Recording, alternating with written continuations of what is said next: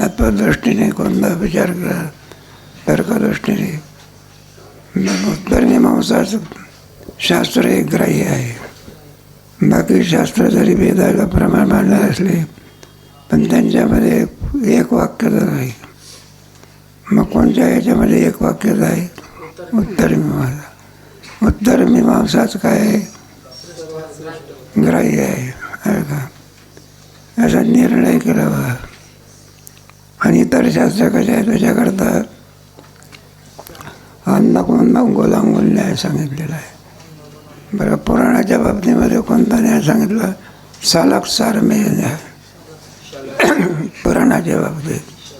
आणि शास्त्राच्या बाबतीमध्ये गोलांगुल न्याय. गोलांगुल न्याय म्हणजे कोणीतरी राजपुत्र, त्याला चोरट्या लोकांनी एक अंदाज गाठला. दुष्ट लोक असतात ना.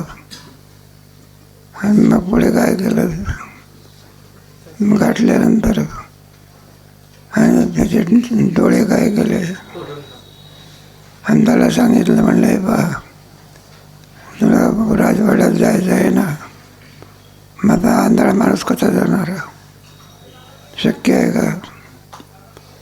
मग एक 60 होता बैल असतो ना याच्यामध्ये कसा, मग त्या बैलाजवळ नेलं आणि त्याला सांगितलं, म्हणलं शेपूट धरायचा बैलाचा. काही झालं तरी बेपशेपूट काय करायचं नाही, हे तुम्हाला राजवाड्यात घेऊन जाईल. कोण? बैल.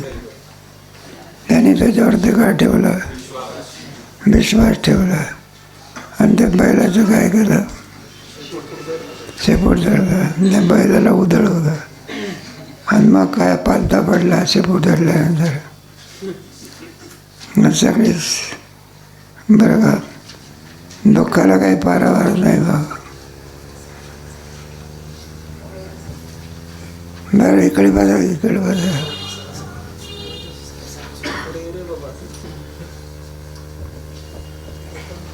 हे गोलांगुल न्याय चाललेलं आहे आपला. इतर शास्त्र कशी आणि उत्तर मीमांसा कशी याच्याकरता. मग त्याने विश्वास ठेवला कोणावरती? आणि मग ते बैलांनी राजवाड्यात नेलं असेल त्याला. दुःखाला काही नाही. मग पालथा पडला तरी राहायचं, शेपूट सोडायचं नाही. त्याच्यावर शेपटावर काय ठेवला?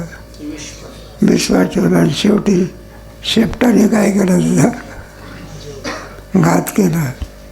त्याला गोलांगुल न्याय म्हणला. मग सर्व जरी शास्त्र असली तरी पण विश्वासाला शास्त्र कोणचं आहे? उत्तर मीमांसा. बाकी शास्त्र वेदानुकूल जरी असले तरी सुद्धा साध्याच्या बाबतीमध्ये योग्य नाही. आणि फक्त उत्तर मीमांसा सर्वांमध्ये काय आहे? श्रेष्ठ आहे. असं तर्कदृष्टीने कोणाला सांगितलं? आपल्या वडिलाला सांगितलं. गुरु झाला ना बाप, पोरगा. बापाचा काय झाला? गुरु झाला ना. इथले नाही तर इथले पोरं 4 वर्ष शिकले म्हणजे बाप अडाणी असतं. मग बापाला ते मुलं सांगत असतात, आमच्या बापाला काय घाला? माळ घाला. शेवटी माळ घालायला लावणारा पोरगा बापाचा काय होतं? गुरु होतो. नाही, बरेचसे प्रकार असतात गुरु सांगितलं. कारण मुलगा काय झालेला असतो, बापाला न विचारताना कुठाला असतं. मग पुढे काय झालं? कीर्तनकार. मग पोराचं वैभव पाहिल्यानंतर बापाला वाटते आपलं चुकलं सगळं. मग बाप असो, मी पोरगा असो कीर्तनकार. मला कीर्तनकार सांगता म्हणजे बापाला काय घाला? माळ घाला. बाप कोण झाला? चेला. गुरु आला का? इथलं जायला कोण आहे? मग गुरु. आणि सुपर संतती राजा कोण आहे? चेला. शेवटी चांगला झाला बघा.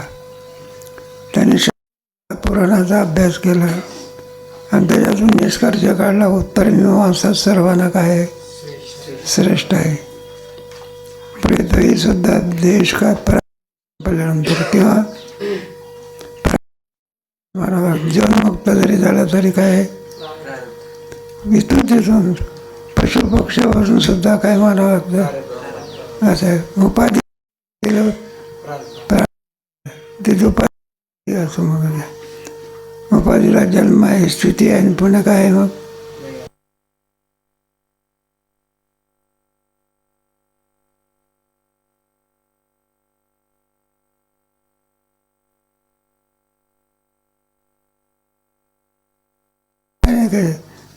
तुमच्या गीतेच्या 13व्या अध्यायामध्ये आहे ना, सुंदर श्लोक आहे, त्याच्यामध्ये घेतलेला आहे बघा. काय शेवट श्लोक आहेत. नाही क्षेत्रज्ञ ज्ञानम यत्त ज्ञानम अनादित्वात् निर्गुणत्वात् परमात्मा शरीरस्थापि कौंतेय न करोति न लिप्यते. शरीराच्या बरोबर तो जन्मत नाही, शरीराच्या नाशाने त्याचा नाश होत नाही. दसाच्या आणि अनादित्वात निर्गुणत्वात परमात्मा मग शरीरस्थापि कौंतेय न करोति न, त्याचा पाप नाही पुण्य नाही, असं सुंदर श्लोक आहे. तेव्हा हे सर्व कशाकरता सांगितलं, जरी सर्व शास्त्र असली, वेदानुसार जरी असली तरी पण ग्राह्य शास्त्र कोणतं आहे? उत्तरमीमांसा. उत्तरमीमांसा जीव ब्रह्मैव न परा. कोणी प्रकृती पुरुषाच्या विवेकानेच काय मानतात मोक्ष, कोणी मरणालाच काय मानतात. सगळ्याचे भिन्न भिन्न हे आहे. पण वेदांतशास्त्रामध्ये जीव ब्रह्म ऐक्य हेच मोक्षाचं काय साधन आहे. आता पण त्याच्याकरता ही शास्त्र कशी, आणि त्याच्याकरता अंधगो लांगुल न्याय सांगितला. पुराणाच्या एक वाक्याकरता कोणता न्याय सांगितला नाही, सालक सार नाही का. त्याच्या मेषेचा गैरसमज झाला होता.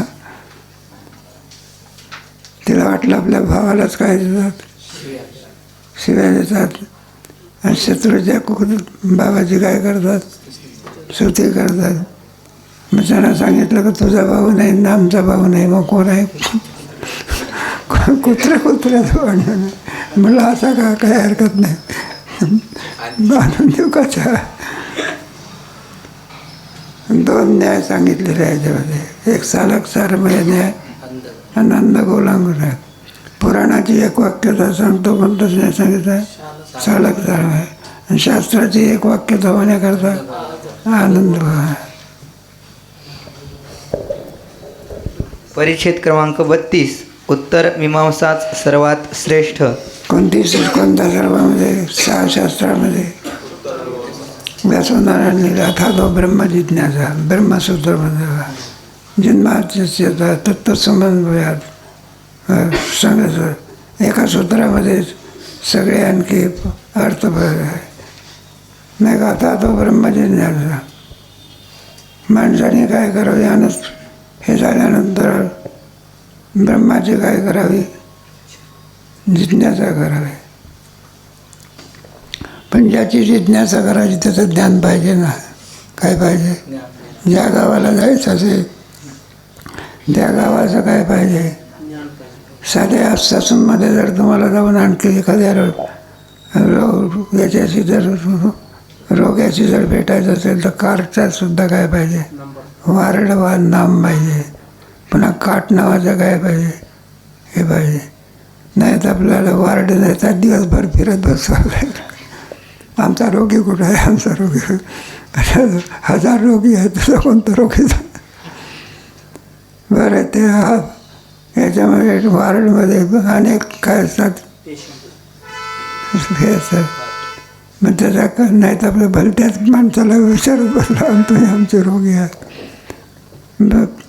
ज्याचा आपल्याला उपासना करायची आहे, ज्ञान करून घ्यायचं आहे, त्याचं यथार्थ ज्ञान लागतं. काय सामान्य काय यथार्थ? एका अंशात का पूर्ण अंशात? पूर्ण अंशात नाही का. मग ते संतांचं आहे ना तुम्हाला, महात्मा नसतो आंबा दैवी माणसाचा भजन त्यांना म्हणतो. पुढे ज्ञात्वा भूतादिमभे असं ज्ञान असावं लागलं. आणि तरी उपासना करतात, पण त्यांना आपल्या उपास्याचं काही यथार्थ काही नसते. मग ते अभंग सोडवायचे असले असे आनंद अद्वय नित्य जे काही ध्येय ते समचरण साजे राहायचे पहा विमाते असं. मग तो गोवर आपल्या उपास्याचं यथार्थ काय म्हणजे सगळं वेद आणि पुराण कोणाला गातात नाही का. वेद दया गातीन पळे प्राणाची वाढ श्रुतीने निपार जे झाले साकार तो का म्हणे जाते आणि ते आमचे कुळदेव. म्हणजे उपास्याचं यथार्थ काय पाहिजे तसं आपल्याला शास्त्राचे सुद्धा यथार्थ काय पाहिजे. मग योग्य कोणतं शास्त्र उत्तर मीमांसा हेच मुमुक्षुला सर्वांमध्ये श्रेष्ठ आहे. बाकी ते अंग उपांग आहे त्याच्यामध्ये गौण भाग आहे. कोणता भाग आहे गौण भाग आहे. एखादं आंब्याचं झाड असलं सावली उन्हाळ्याच्या दिवसात काय पडते त्याची मनुष्य उन्हातून कुठे जातो मग गौण भाग आहे. सावली हा कोणता भाग आहे आणि आंबेच नाही आले तर झाड काय सावली करतो लावला आहे का मग कशा करता. मला मुख्य फल कोणतं आहे आंबे आणि साली हे कोणतं भाग आहे गौण भाग आहे. साधनाचं ज्ञानच ना गौण भाग आहे आणि साध्याचं 15मध्ये पडणं याला मुख्य भागाचा भाग आहे. म्हणजे इतर शास्त्र आहे पण ते पूर्णतः ग्राह्य नाही. काही अंशामध्ये ग्राह्य आहे आणि काही अंशात काही नाही ग्राह्य नाही. मी एक नाही का तो आत्मविचार करतो आपल्याला मान्य आहे. इतर आत्मविचारच करीत नाही. माझा आत्मविचार सर्वतोपरी मान्य आहे का कारण आपल्या आत्म्यामध्ये आणि त्याच्या आत्म्यामध्ये आत्मा एक आहे का अनेक आहे. कोणाचा सिद्धांत नाही ना नाही आहे एखादा आणि एकच आत्मा आहे कोणाचा सिद्धांत बरोबर नाही एखादा सिद्धांतच आहे. आत्मा सद्रूप आहे चिद्रूप आहे आनंदरूप कुठं आहे आणि वेदांताचा आत्मा सद्रूप आहे पुढे आणि पुढे काय आहे आनंद स्वरूप आहे. असं संख्याचा आत्मा काय आहे नाही आनंदरूप नाही आहे चिद्रूप आहे पण काय नाही. योग्याचा आत्मा सद्रूप आहे चिद्रूप आहे आनंद स्वरूप आहे पण ब्रह्मरूप नाही. मग ती उद्या कोणा भरून काढली मुक्ताबाईने भरून काढली चांगल्या पद्धतीने. असं पूर्णतः ज्ञान कोणाला आहे वेदांताला. बाकी त्याला ज्ञान नाही का अपूर्ण आहे अपूर्ण आहे. आंधळ्याने हत्ती पाहिला सगळं कुणालाही हत्ती म्हणतो. 8 वर्षांनी हत्ती पाहिल्यानंतर त्याला ज्ञान आहे. त्याचा वेदांत शास्त्र डोळसशास्त्र आहे आणि बाकीची आंधळी ती संसारी जी नाही हरी. उत्तर मीमांसा मात्र सर्वतोपरी वेदानुसार असल्यामुळे तीच मुमुक्षूंस ग्राह्य आहे. उत्तर मीमांसा व्यासकृत सूत्ररूप असून तिचे व्याख्यान बहुत आचार्यांनी बहुत प्रकाराने केले असल्यामुळे कोणते व्याख्यान प्रमाण मानावे हा संशय पुन्हा राहतोच.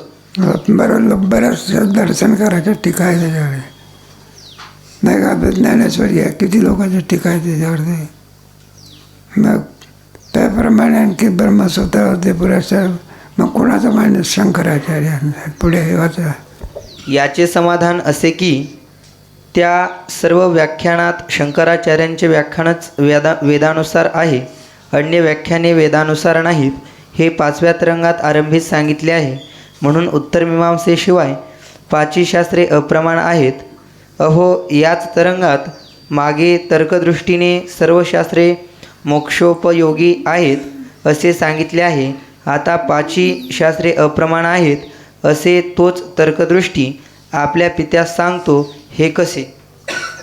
अगोदर काय सांगितलं सगळी शास्त्र प्रमाण आहे आणि आता काय सांगतो मग आता बोलण्यात विसंगत पण आला की नाही. काय आला सांगतो एक आणि काय करतो हे काय बरोबर आहे का? कोणीतरी ग्रस्त आपला मित्र त्याचा भेटला त्याला, म्हणला किती दिवसापासून भेटला, हे की म्हणलं आपल्याकडे जेवायला उद्या. मग आपला तो ठरल्याप्रमाणे आपण जेवायला गेला. मग हा विचारायला लागला त्याला, आदल्या दिवशी म्हणतो जेवायला ये, आणि आता या वेळेला काय म्हणतो तो. मला कशा करता आला? म्हटलं तू सांगितलं जेव्हा, म्हटलं का जेवायला या म्हटलं तर जेवणच जेवणच जायचं असते. आला का? त्याच्या शंकेचं उत्तर देणार आहे, वाचा. याचे उत्तर असे की सारग्राही दृष्टीने सर्व शास्त्रे मोक्षोपयोगी आहेत असे सांगितले. सारग्राही दृष्टीस दृष्टांत असा की एकाच्या शत्रूने त्यास शस्त्र मारिले, त्या योगाने रक्त निघून तेथील रोग नाहीसा झाला. हे पहा, एक रोगी त्याला एकाने काय मारला, बाण मारणार शहाणपणा आहे का गुन्हा आहे? पण ते काय झालं बा, त्याचा रोग सगळा निघून गेला. तर म्हटलं तुझे उपकार आहे की काय?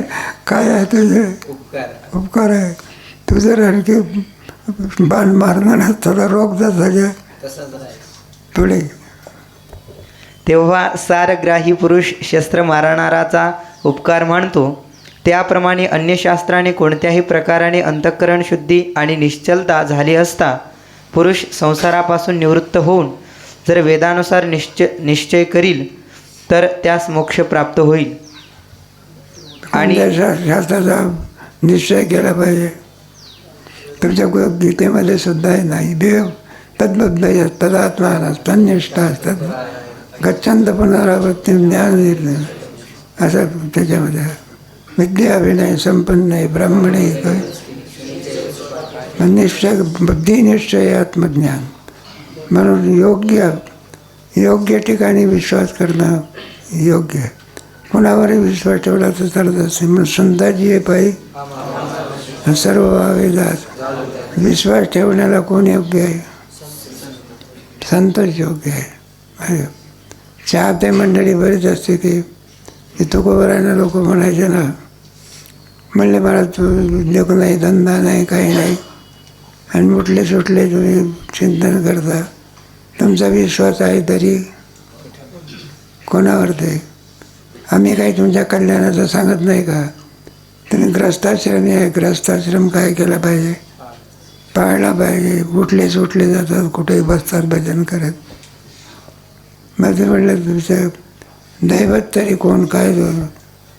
मग आम्ही जे सांगतो तुम्हाला ते काही चुकीचं सांगतो का आम्ही? मग आमच्यावरती तुमचा विश्वास नाही का? मग आमच्यावर जर तुमचा विश्वास नाही आहे तरी मग संताची हे बाई म्हटलं त्यांच्यावरती विश्वास तेच माझे हित काही ते तुम्हाला हितच माहिती नाही तर काय करू? अरे हितच माहिती नाही मग तुम्ही काय हित करणार आहे? मग हित कोणाला माहिती आहे का नाही? हित नाही हित आहे. दहावीला लौकिक आहे येते तुझी या भजना आड संत नारद कळतं ते. म्हणून विश्वास कोणावर ठेवायचा? जैमिनीच्या याच्यावर ते व्यासनारावर ते पुढे. आणि सर्वथैव त्या शास्त्राचे ठिकाणी प्रामाण्य मानील तर अंध गोलांगोल न्यायाने त्यास अनर्थाचीच प्राप्ती होईल. म्हणून सर्व शास्त्रे टाकून अद्वैत व्याख्यानरूप उत्तर मीमांसाच मुमुक्षुस उपादेय आहे असे तर्कदृष्टीने आता सांगितले आहे. अंध गोलांगोल न्यायाने मुमुक्षुस अनर्थप्राप्ती कशी होईल ते सांगतो. विश्वास कोणावर ठेवायचा? योग नाही काय, उत्तर मीमांसेचंच काय ठेवायचा? विश्वास ठेवायचा. इतर शास्त्रावर जर विश्वास ठेवला तर कशी फजिती होत असते. त्या फजिती करता जे न्याय आहेत ना त्याच्यामध्ये एक न्याय सांगितला शालक सारमेयन आहे आणि दुसरा कोणता आहे अंधगोला. आता सांगितलं ना आपण. मग त्या पोराने राजपुत्रावर नाही कोणावर विश्वास ठेवला? दूरत लोकांवरती. आणि त्या दूरत लोकांनी योग्य मार्ग सांगितला का चुकीचा? बरं का? म्हणलं या सांडाला काय करायचं नाही, सोडायचं नाही. बरोबर तुला कुठं घेऊन जाईल? घरून जाईल. मग नेण्याकरता साधन कोणतं? मला ती सेफ्टी धरा की काय धरा. आणि तो तुम्हाला कुठे काय, आता तो बैल त्याला काही कळतं असे काय बैल. आणि तो नुसता होता का आक्रमक बैल असं. आणि त्याला आणखी त्याच्यावर एक रट्टा टाकावला कोणावर ते बैलावर बैल उधळला बघा. आणि हा घरी पोहोचला का मध्यंतरी संपलं सगळं. माझा अंधगोलांगुल्य आहे. परिच्छेद क्रमांक 33 अंध गोलांगुल न्याय. एका राजपुत्रास चोरांनी वनात नेऊन त्याचे सर्व अलंकार काढून घेतले आणि त्याचे डोळे फोडून त्यास सोडून दिले. कोणी? चोराने. राजपुत्र होताना अलंकार काय घेतले आणि त्याचे डोळेसुद्धा काय केले. पुढे काय सांगितलं वाचा. तेव्हा तो अंध झालेला राजपुत्र रडू लागला. मग त्यास कोणी एक निर्दयी पुरुष भेटून त्याने एका उन्मत्त बैलाचे लांगूल नामपुच्छ त्याच्या हातात देऊन सांगितले की हे पुच्छ बळकट धर, सोडू नको. म्हणून की मला ते शेपूट कोणाचं धरायचं बैल आहे. बरं झालं गाढवाचं नाही.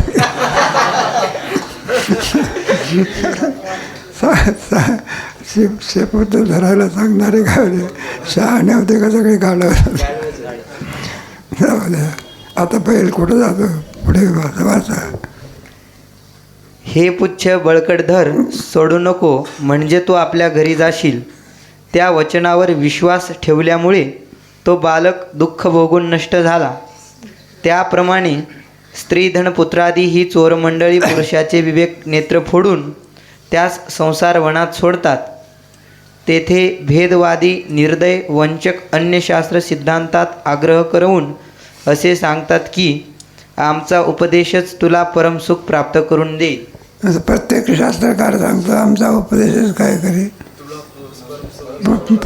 प्रत्येक पक्षकार सांगत असतो आम्हालाच मत द्या. देशाचं हित करणारे कोण हो? आम्हीच आपण प्रत्येकजण सांगतो ना, पक्षाचं नाव घेत नाही, काळजी करू नका. पण तिकीट मागायला आलं, मत मागायला आलं सांगतात ना, ते आमचं मत काय आहे. पुढे हा उपदेश तू सोडू नको. त्या वाक्याचे ठिकाणी विश्वास करणाऱ्या विवेकहीन मंदबुद्धी पुरुषास परमसौख्य तर प्राप्त होत नाहीच, उलट जन्ममरणरूप महादुःखाचा अनुभवच करावा लागतो. मोक्ष तर होतच नाही, पण पुन्हा बंध चुकत नाही. बंध म्हणजे पुनरपी जननम पुनरपी मरणम, याला बंध म्हणतात. एक मुक्त खेरीज करून दोनच आहे जगतामध्ये, एक मुक्त आणि बंध असे. ज्याला ज्ञान झालेलं आहे त्याला मुक्त म्हणायचं. आणि बद्ध आहे, बद्धामध्ये मग तीन येत असतात, पामार, विषय आणि उपासना. हे तिन्ही काय आहे? बद्ध आहे. आणि एक कोण आहे? मुक्त आहे. असे चारच माणसं. खरे दोनच आहे, मुक्त आणि ज्याला ज्ञान झालेलं आहे तो मुक्त. आणि ज्याला ज्ञान झाले नाही, बंधात अडकलेला आहे, त्याला काय म्हणायचं? दोनच आहे. मग त्या बद्धात तीन करायचे. किती? एक पामर, पुढे एक विषय, एक पामर कोणाला म्हणायचं? ज्याला विधी पाळत नाही, निषेधही पाळत नाही, बरं का. एकादशीच्या दिवशी भज्या केल्या खाल्ल्याशिवाय जाऊ द्या की लोक पार्ट्या करतात म्हणून म्हटलं आम्हाला आठवण आली तरी नाही का करायला. एकादशीच्या दिवशी लग्न काढतात आणि नंतर जेवणाचं कोणाला देतात? वारकऱ्याला देतात. आणि दिवस कोणता आहे? आणि पुन्हा सांगत असतात साधं जेवण नाही. कशाचं जेवण आहे? बालाजीचा भेद. कालच्या बेताप्रमाणे जाऊ द्या. आणि पुन्हा त्यावेळेस संत सांगत असतात नुसते बालाजीचा भेद नाही, वरून लक्षण आहे की पुन्हा पूर्ण पोषक. मग आता वारकरी एकादशीच्या दिवशी जेवेल का? आणि जेवत असेल तर काय काय नावामुळे केशवराज आहे. आलं काय जाऊ द्या कसं करता येतं. त्यामुळे दर्शनकार लोक आहे त्यांच्या ह्याच्यामध्ये आहे का नाही, बंध तर निवृत्त होत नाही, पुन्हा अधिक बंधामध्ये पडल्याशिवाय पडे. म्हणून भेद प्रतिपादक अन्य शास्त्रे सर्वथैव त्याज्य आहेत. असो. परिच्छेद क्रमांक 34 ब्रह्मविद्येचा प्रभाव. ब्रह्मविद्येचा प्रभाव होता नाही का. मुलगा झाला गुरु, बाप झाला शिष्य, कारण ब्रह्मविद्येचा काय तो होता. या रीतीने तर्कदृष्टी याने आपल्या पित्याचे समाधान केल्यावर शुभ संतती राजा सर्व शोक निवृत्त होऊन अत्यंत सुखी झाला. नंतर स्वस्थ चित्ताने तर्कदृष्टीस आपला सद्गुरू समजून ऐश्वर्यासह वर्तमान सर्व राज्य त्यास अर्पण केले आणि आनंदाने कारण ब्रह्माची उपासना करू लागला. ब्रह्मविद्येचा काय प्रभाव आहे पहा. तर्कदृष्टी राजाचा पुत्र असूनसुद्धा त्याने आपल्या पित्यास ब्रह्मविद्येचा उत्तम उपदेश केला. पण मुलगा असून कोणत्या विद्येचा आणि राजासुद्धा काय झाला, मग मुक्त झाला. म्हणून तो आपल्या पित्याचा सद्गुरू झाला. या प्रकारे राजाने काही काल उपासना केली. नंतर प्रारब्ध समाप्त होताच त्याचा देहपात होऊन तो ब्रह्मरूप झाला. बाबा आता काय झालं, प्रारब्ध संपलं, ब्रह्मरूप होता. राजाच्या मरणाचा देशकाल सांगितला नाही. याचे कारण असे की उपासकाच्या मरणाविषयी देशकालाची अपेक्षाच नाही, कारण तो दिवसा रात्री दक्षिणायनात उत्तरायणात पवित्र किंवा अपवित्र भूमीचे ठिकाणी केव्हाही कसाही मरो, त्याच्या उपासना बलानेच त्यास देवयान मार्गाद्वारा ब्रह्मलोक प्राप्ती होते. कोणाच्या बळाने? उपासनेच्यामुळे असेल. कारण असं उपासनेचं सुद्धा बल आहे नाही का. एखादा गरीब जरी असला पण उपासना दांडगी असेल तर त्याला उत्तम लोकांची काय होते. श्रीमंत जरी असला ना उपासनाच करीत नसला तर कुठे जाईल काही नाही, काही नाही बघा. उपासनेवर सगळं काय असेल. सगळं साधा गजेंद्र कोण होता, पण उपासनेच्या बलावरते त्याच याच्यातून काय झाला, मुक्त झाला. उपासनेचं बल असते. भक्ताच्या ठिकाणी कोणतं बल आहे, हे धनिक बल असते का त्यांच्या ठिकाणी. शारीरिक माराच्या वेळेला शारीरिक बल असते का, मग कोणतं बल असते, उपासना बल. पुढे पूर्वी द्वितीय पुत्र अदृष्टीच्या देहपात प्रसंगी देशकालादी प्रकार सांगितला आहे. तो योगसहित उपासकाचा सांगितला आहे. कोणाच्या बाबतीत अदृष्टाच्या, कारण उपासक आहे तो आणि तत्वदृष्टी काय ज्ञान झालेलं आहे. मग त्याला देश कालाची अपेक्षा आहे. कुठेही देवे पडो किंवाही पडो कसंही पडो तरी एकदा मग जीवदशा नष्ट झाल्यानंतर पुन्हा संपलं. ते लोखंडाला परीस लागला, सोनं झाल्यानंतर पुन्हा तो सोन्याचा काय होत नाही. एकदा संपला की परमार्थ. तो योगसहित उपासकाचा सांगितला आहे. केवळ ईश्वर शरण उपासकांना देशकालाची अपेक्षा नाही, हे सूत्रकार आणि भाष्यकार यांनी शारीरकात सांगितले आहे. म्हणजे कुठे काय केलेलं आहे, सर्व ठिकाणी काय केलेलं आहे. मग तो कोणताही असो, सूर्य उपासक असो का गणपती उपासक असो का देव उपासक असो, उपासकाला कोणता लोक प्राप्त होत असतो, ब्रह्मलोक प्राप्त. उपासक आहे कोणता लोक प्राप्त होतो, तिथून सुद्धा ब्रह्मलोकाला जरी तरी मुक्ती नाही. काय नाही, मुक्ती नाही.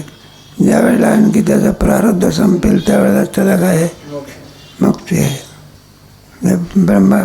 ब्रह्माप्रमाणे भोग भोगतो तो, ब्रह्मदेवाप्रमाणे भोग भोगून मग प्रारब्ध संपलं म्हणजे मुक्त होतो. पुढे याप्रमाणे राजाच्या देहपातानंतर तर्कदृष्टीने यत्किंचित संग लागू न देता दृढ ब्रह्मात्मबोधाने यथाविधी राज्यपरिपालन केले. प्रारब्ध समाप्तीनंतर देहपात होऊन तोही ब्रह्मरूप झाला. म्हणजे बापही ब्रह्मरूप झाला आणि मुलगाही काय झाला, आणि भावही कोण झाले? सगळे ब्रह्मरूप झाले. वारसा कोणाचाच राहिलेला नाही. पुढे नंतर विद्युक्त त्याच्या देहाची रक्षा झाली. पुढचं परिच्छेद क्रमांक 35. जीवाचा ईश्वराशीच म्हणजेच ब्रह्माशी अभेद. आता थोडं इथं हे शंका आहे बा. पिंडनाथ जीव ईश्वर आणि ब्रह्म. इथे काय सांगितलं? ईश्वराची भेद सांगितलेला आहे. ईश्वर आहे ना, माया विशिष्ट चैतन्य, त्याला काय म्हणायचं? ईश्वर. अविद्या विशिष्ट चैतन्य जीव. आणि उपाधीच नाही, निरुपाधिक, त्याला काय म्हणायचं? ब्रह्म. आता आपण जीव आणि ब्रह्माचा अभेद सिद्ध केलेला आहे ना 4थ्या तरंगामध्ये, 5व्या 6व्या तरंगामध्ये. त्याच्याकरता लक्षणं सांगितली. भाग त्या लक्षणेने जीवाचं आणि ब्रह्माचं काय होते? ऐक्य होते. मग त्याच्यामध्ये ठरलेलं होतं ना, ईश्वराशी कसं ऐक्य होऊ शकेल? मग ईश्वराची ऐक्य म्हणायचं आपल्याला की लक्षाची म्हणायचं ऐक्य आहे? तुमचं लक्ष कोण आहे? कुठंच चैतन्य. आणि त्याचं लक्षण कोण आहे? ब्रह्म आहे. लक्षामध्ये भेद आहे का? एकच आहे? अभेद आहे काय? म्हणजे ईश्वराची जीवाचा अभेद या म्हणण्यामध्ये ब्रह्माची काय आहे? अभेद आहे. जरी कूटस्थ रूप आत्म्याचा परमात्म्याशी सदा अभेद आहे, तरी उपाधिकृत भेद आहेच. उपाधीच्या लयाने उपाधिकृत भेदाचाही लय होतो. जीवाचा परमात्म्याशी अभेद सांगितला आहे, त्याविषयी मतभेद आहे. एक, विदेहमुक्तीमध्ये जीवाचा ईश्वराशी अभेद होतो, शुद्ध चैतन्य ब्रह्माशी नाही, असे शारीरक भाष्याच्या 4th अध्यायात प्रतिपादन केले आहे. त्याच पुढे शंकेचे उत्तर द्यायचं आहे. म्हणलं हे कसं विसंगत दिसून येतं? ईश्वराची भेद कसा होऊ शकेल? मग ईश्वराची भेद सांगायचं म्हटल्यानंतर लक्षणं करून त्याच्याशी काय करायचं? भेद करायचा, अभेद सिद्ध करायचा. काय तुम्हाला लक्षणं करावं लागेल ना, नाही तर आहे का नाही? जीव जरी झाला तरीसुद्धा काय परिच्छिन्नच आहे. आणि ईश्वर जरी झाला तरी एका अंशही नसते. तो पूर्ण अंशावर माया आहे का एका अंशावर आहे? आणि ब्रह्म किती उरलेला आहे सांगता येत. म्हणजे ईश्वरी सुद्धा परिच्छिन्न आहे. आणि ब्रह्म एकच आहे. मग तुम्हाला ईश्वराची अभेद म्हटल्यानंतर लक्षणं करावी लागेल. ईश्वर स्वरूपामध्ये असलेलं जे ब्रह्म चैतन्य, ते चैतन्य आणि आत्मचैतन्य काय आहे हे सांगायचं आहे. जैमिनीच्या मताने विदेहमुक्तीत सत्यसंकल्पादी रूपाची प्राप्ती होते. जैमिनीच्या मताने विदेहमुक्तीत सत्यसंकल्पादी रूपाची प्राप्ती होते. पूर्वमीमांसा कोण? त्याच्यात आणि उत्तर मीमांसेमध्ये काय आहे? पुष्कळ फरक आहे बा. त्यांच्यामध्ये ब्रह्मसुख मानत नाही. स्वर्ग सुखालाच त्यांनी काय म्हटलं आहे? पुरुषार्थ म्हटलं आहे. कोणी? ते स्वर्ग सुख आहे ना, तोच काय आहे? मोक्षाला काय म्हणत नाही ते. असं ईश्वरसुद्धा काय करीत नाही. बराचसा काय त्याच्यामध्ये फरक आहे. पुढे काही अंशामध्ये ग्राह्य आहे आणि काही अंशामध्ये काय नाही, चित्तशुद्धी करता ग्राह्य आहे. आणि पुढे अभेदामध्ये मात्र भेद आहे. पुढे विदेहमुक्तीत सत्यसंकल्प अभाव सिद्धांत. विदेहमुक्तीमध्ये सत्यसंकल्प भावनीय आणि अभावनीय. एक भाव तरी सांगा, नाही तर काय सांगा. दोन्ही संभवनीय आहे. कशावरून? तात्पर्यामध्ये हेतू देऊन सांगतात. पुढे त्यात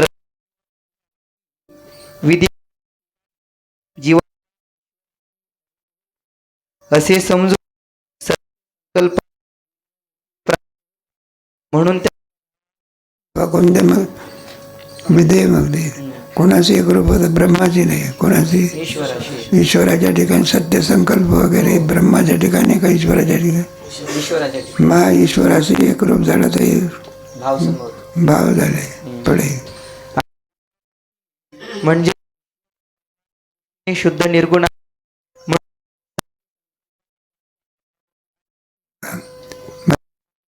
आहे का काही म्हणून काय आहे? अभाव आहे. आणि पुढे काय आहे?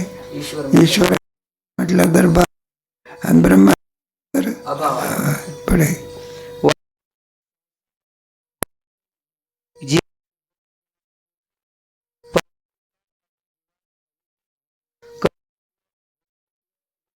संसार ईश्वर अथवा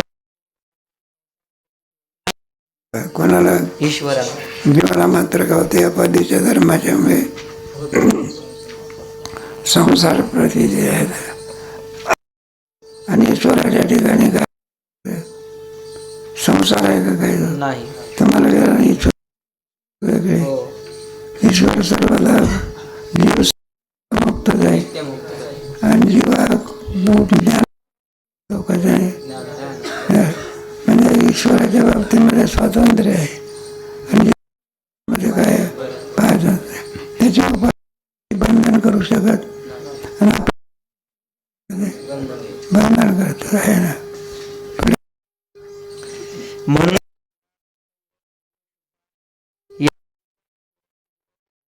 तोच शुद्ध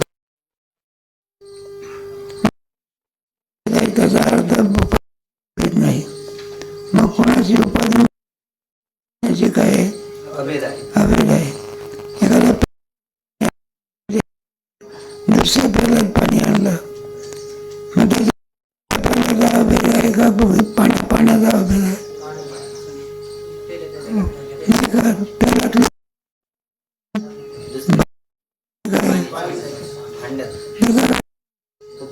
अभेद आहे आणि त्याचा अभेद आहे का? भेद आहे. उपाधी काय भेद आहे?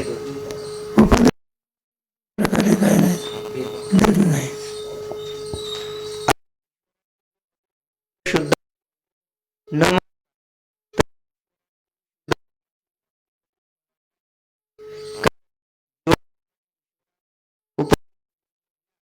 आणि विधी शक्यच नाही.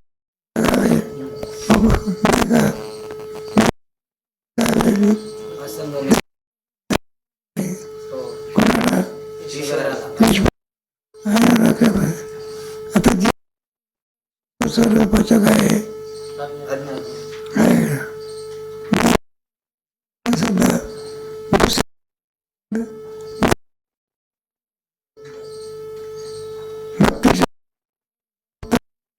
ईश्वराचं आहे ना. भक्ती सर्व साधन प्राप्त आहे. ईश्वरापेक्षा आहे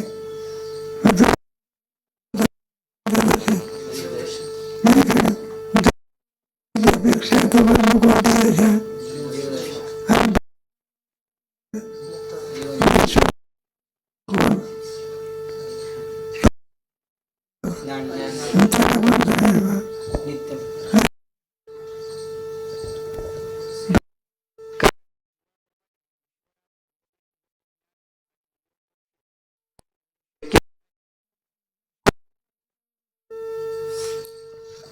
नाही का? हे धर्म जर ईश्वराचे आपण मानले तर ईश्वराला ज्ञान होईल का? मग जीवदशेत आला ना ईश्वर. कोणत्या दशेत?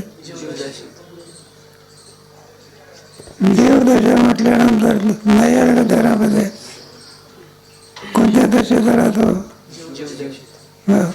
ईश्वर धर्म जरी असले तरी जीवदशा काय मग काय नाही तर उपाधीचा संबंध आला की जीवदशा आणि उपाधीचा संबंध सुटला तर मुक्त दशा. म्हणजे सर्व धर्म ईश्वराचे ठिकाणी आलेले आहे. विष्णू मायेचे धर्म आहे. सर्व देवता कोणाचा धर्म आहे? मायेचा धर्म आहे. ब्रह्माच्या ठिकाणी ना जीव धर्म नाही, कोणते धर्म नाही, ईश्वर धर्म नाही. कोणत्या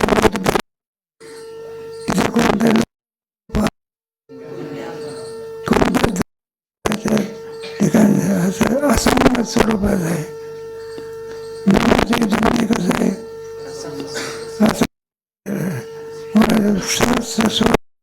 स्वजातीय भेद नाही, कोणताही किती लागते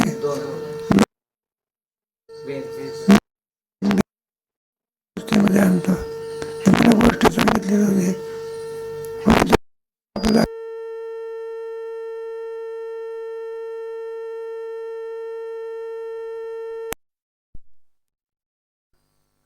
घरी घराचा त्याग केला, काय केला, व्यापाराकरता कुठेतरी गेला. पुढे काय झालं की पेढे घ्या पेढे वाटणारा माणसा साहजिकच त्यांनी विचारलं, म्हणलं का हे पेढे कशाचे? म्हणलं तुम्हाला भाऊ झाला की काय झाला, बंद झाला की त्याचा चेहरा काय झाला, उतरला बघा. आता वास्तविक चेहऱ्यावर आनंद व्हायला पाहिजे, काय व्हायला पाहिजे. म्हणलं का हो चेहरा का उतरला तुमचा? मग त्याने सांगितलं, म्हणलं 50 लाखाची काही काय होती इस्टेट होती, आता भाऊ झाल्यामुळे किती गेलं पण भेद निर्माण झाला. काय निर्माण झाला? भेद काय करत असतो? परिच्छिन्न अवस्था करतो. वास्तविक त्याला काय व्हायला पाहिजे होता, पण आनंद. एका ठिकाणी मला असंच आहे, एक आपले मंदिरं तयार करायचं लाकडाचे,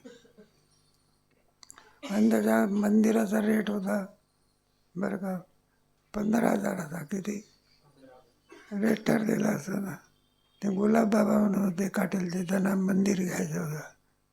मग त्यांनी ते मंदिर करायला विचारलं, म्हटलं बाबा मंदिर घेऊन ये.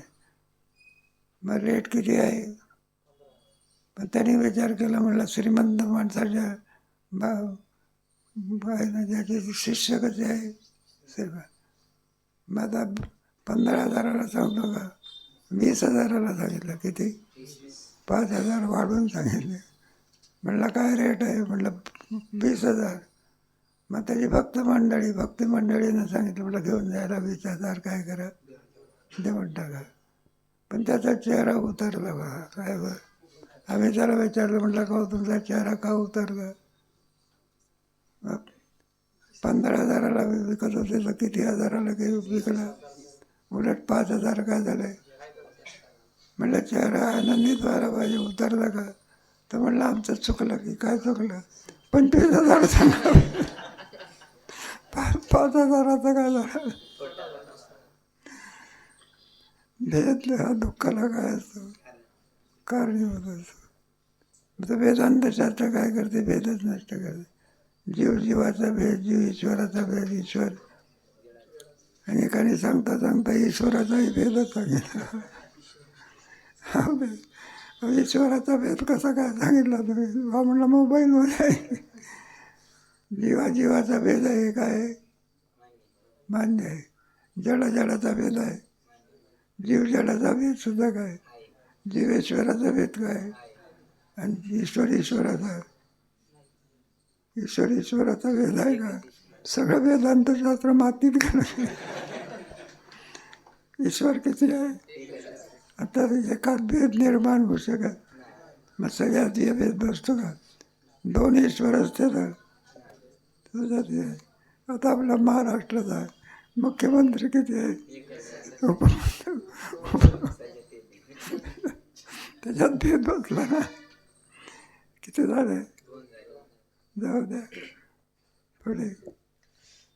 कारण ईश्वरास उपदेश करणारा कोण? नित्यप्राप्त जे ईश्वराचे रूप ते शुद्ध नाही, म्हणून ईश्वर जीवाहून न्यून असून सदा बद्ध आहे असे सिद्ध होईल. परंतु ईश्वराला कोण सांगणार तुम्ही?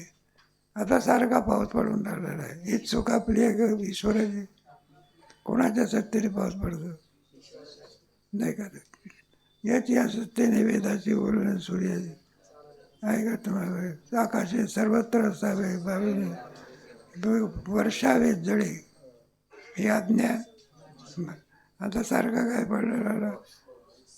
हेच कोणाला अक्कल?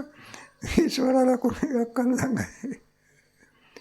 शहाणपणा आहे का वेडेपणा ईश्वराचा? ईश्वर आहे का नाही?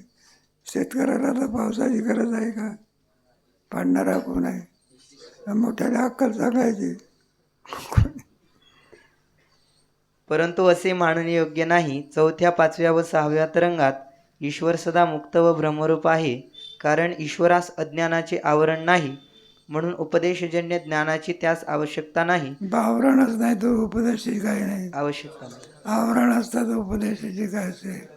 हा, पुढे आणि आवरणाच्या अभावामुळे भ्रांती नाही, म्हणून नित्य सर्वज्ञ आणि नित्यमुक्त आहे. माया आणि तिचे कार्य आत्म्याच्या ठिकाणी केव्हाही प्रतीत होत नाही, म्हणून ईश्वर सदा असंग आहे. ईश्वर सदा कसं आहे, असंग आहे, सर्वज्ञ आहे, सर्व शक्ती मान आहे, बंध मोक्षाच्या पलीकडे आहे. आणि क्षर आहे ना, परिच्छिन्न आहे का व्यापक आहे, देहधारी आहे का निराकार आहे. ईश्वर पण देहधारी आहे का, मग काय आहे, निराकार आहे. आलं का काय, सगुण निराकार ईश्वर, आलं का, निर्गुण निराकार ब्रह्म, आणि सगुण आणि साकार म्हणजे अवतारचे. तो ईश्वरच काय होत असतो, अवताराला येत असतो. मग आता सगुण झाला की तो, आणि पुन्हा काय साकार झाला की. सगुण आणि साकार असेल तर ईश्वर, निर्गुण निराकार असेल तर ब्रह्म. भावच्छेदक आहे. गीतेमध्ये काय आहे, भगवान सगुण आणि काय आहे, आणि सहा गुण घेऊन आलेला. किती म्हणतो भगवान या पदाला प्राप्त आहे. कोणत्या पदाला, सहा गुण आहे का यशस्वी. मग गीतेचा जो वक्ता आहे नुसता कृष्ण आहे का भगवान कृष्ण आहे. असंग आहे म्हणूनच सदा शुद्ध आहे, अशा रीतीने अनेकवार सिद्ध केले आहे. अशा ईश्वर स्वरूपाशी विदेह मुक्तिकाली जीवाचा जो अभेद तोच शुद्ध चैतन्याशी अभेद आहे असे मानले पाहिजे. यास दृष्टांत असा की मठामध्ये जेव्हा घटाचा नाश होतो तेव्हा घटाकाशाचा लय मठाकाशात होतो, महाकाशात नाही.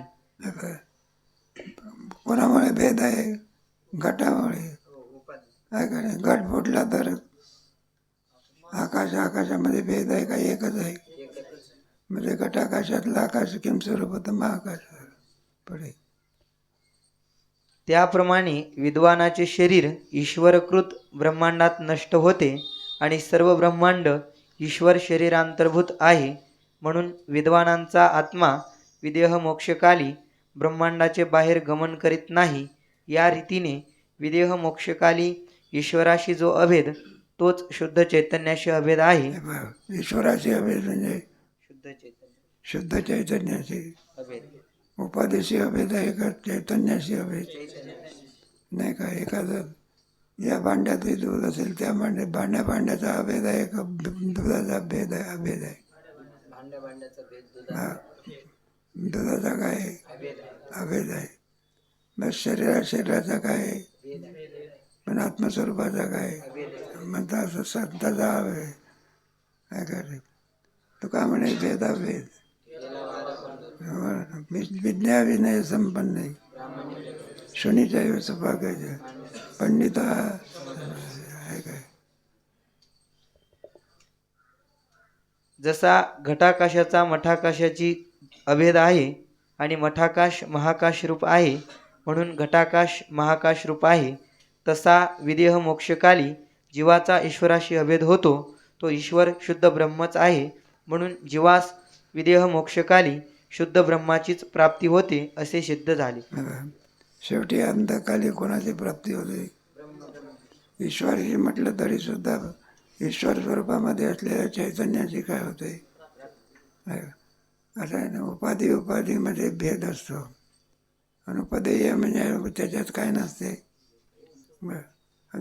भेद कोणामुळे पडले हे सगळे, आणि त्याच उपाधीचा निराश केला तर चैतन्य किती आहे, एकच आहे. घटाकाश मठाकाश, घट मठ बाजूला केलं की आकाश किती आहे, तसं चैतन्य किती आहे. 10-5 चैतन्य आहे काही काय.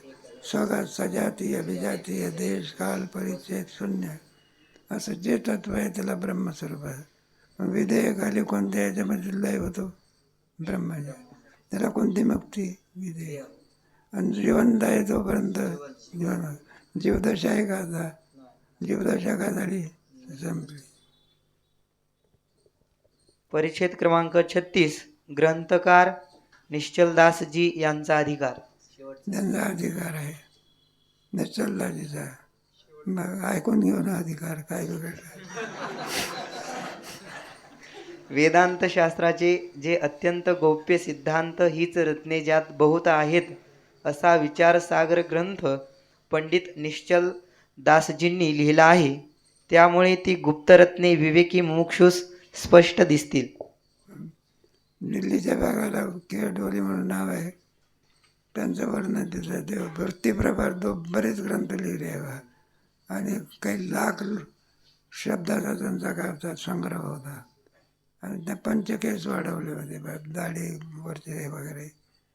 आणि अनुष्ठानाने होते किरकोळ होते.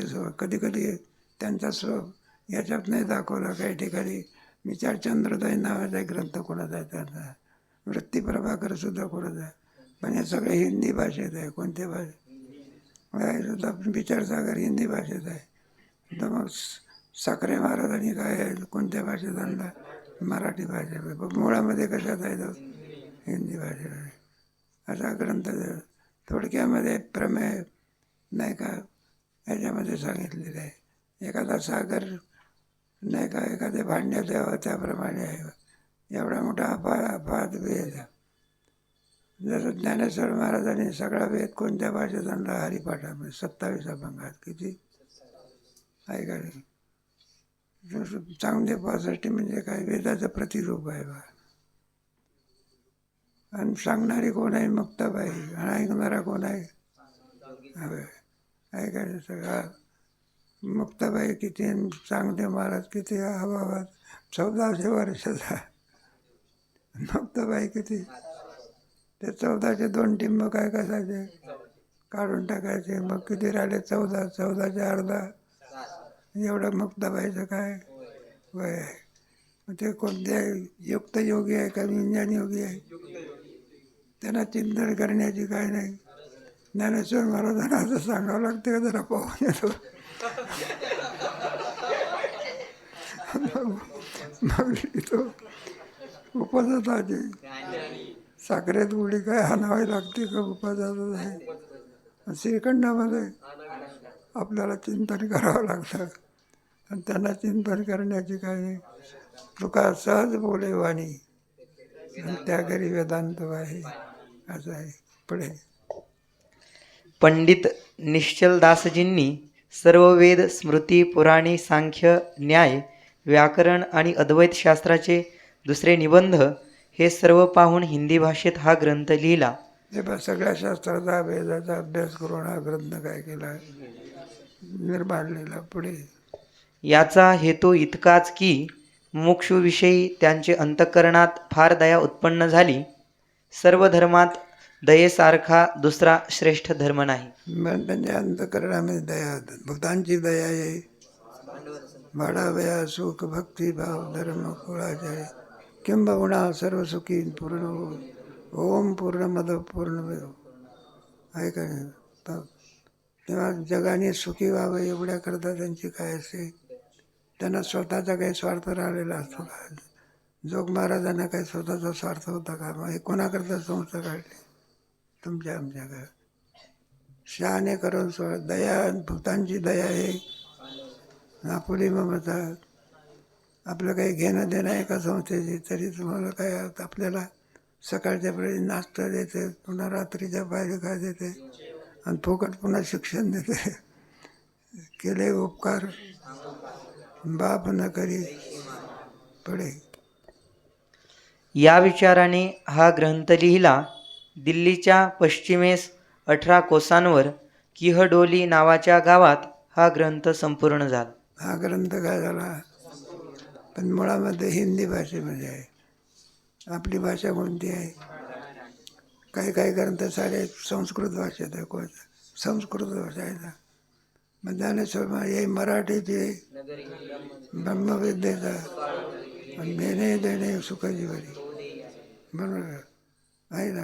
हे संत ज्ञानेश्वर महाराजाचे आपल्या अर्थ काय आहे? उपकार आहे ना. संपला. पुढे रहस्याला सुरुवात कधी आता? उद्यापासून तिकडे जायचं पद्मावतीला मग 4ला जाऊ मग पहा तर थोडे लवकर या बरं 4 का. वाजता 4ला या म्हणजे आपलं पाठ घेऊन आपल्याला जाता येईल. 4 वाजता नुसतं जायचं नाही आहे. मग पोतभर चिवडा आहे का.